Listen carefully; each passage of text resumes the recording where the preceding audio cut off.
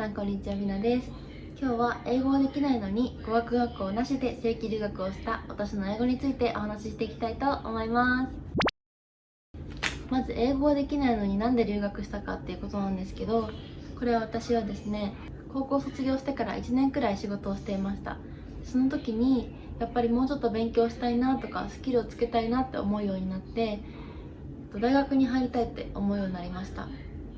でも予算的に今から4年大学とか日本の大学に入るのは難しいなと考え始めて、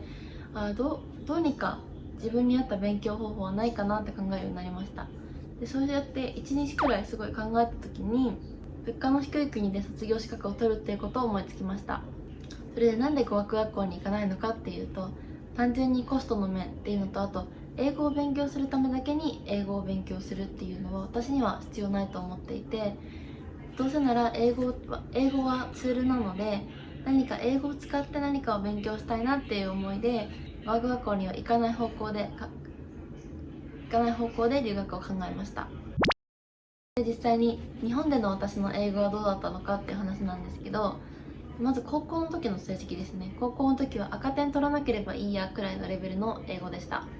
全然英語得意でもないし、海外ドラマにハマってたとかでもないので、英語が上手ではなかったです。むしろできない方でした。それで留学を決めてからは、私の行きたい大学の入学基準である IELTS の 4.5 を目標に自分で勉強していました。テキストブックを買って、あとはオンラインで英語圏の方とお話しできるものを使って英語に慣れて、どうにかギリギリでそのスコアを取りました。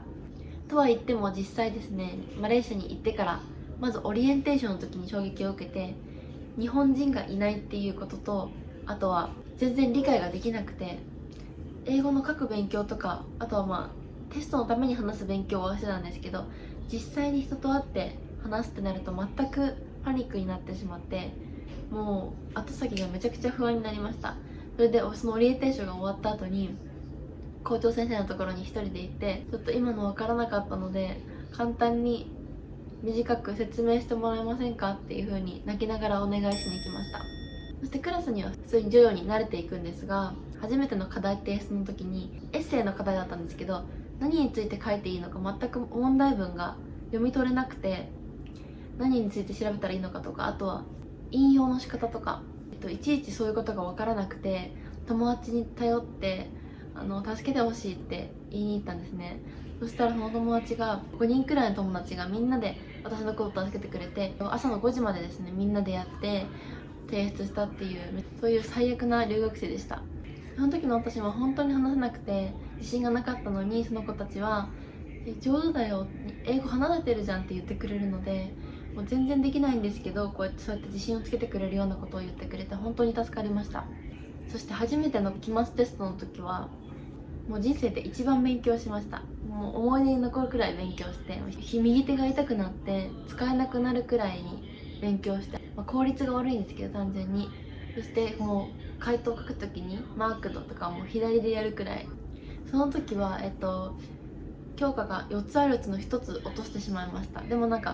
サプリメンタリーテスト、補助のテストみたいなものがあったので、完全に落ちたわけじゃなくて、ちょっとやばいですよみたいなところのレベルだったので、簡単テストを受けて上に上げてもらいました。そして気になる現在の英語力ですね。現在は、その教えてもらってた友達たちと同等にテストが受けられるようになりましたか？なりました。どういうことかっていうと、その友達、時々私が上だったり、もちろん下の時もあるんですけど、そうやって毎回同じくらいのスコアが取れるようになって、そしてあと授業が楽しくなりました。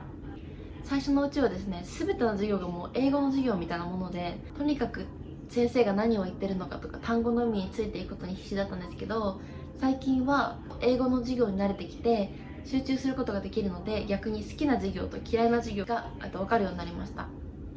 課題もですね、これどういう風にやるんだったっけとかって友達に聞かれた時とかにもう今は答えられるようになったし、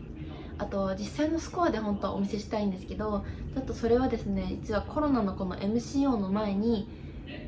トイックを受けるはずだったんですね。でもそれが MCO のおかげで1ヶ月以上延期になってしまったので、また受け終わったらそれは動画にしようと思います。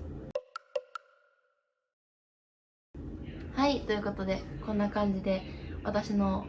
全然英語ができないところから、授業が受けられるようになって英語で普通に生活しているというこのお話でした。ではまた次の動画でお会いしましょう。バイバーイ。間違った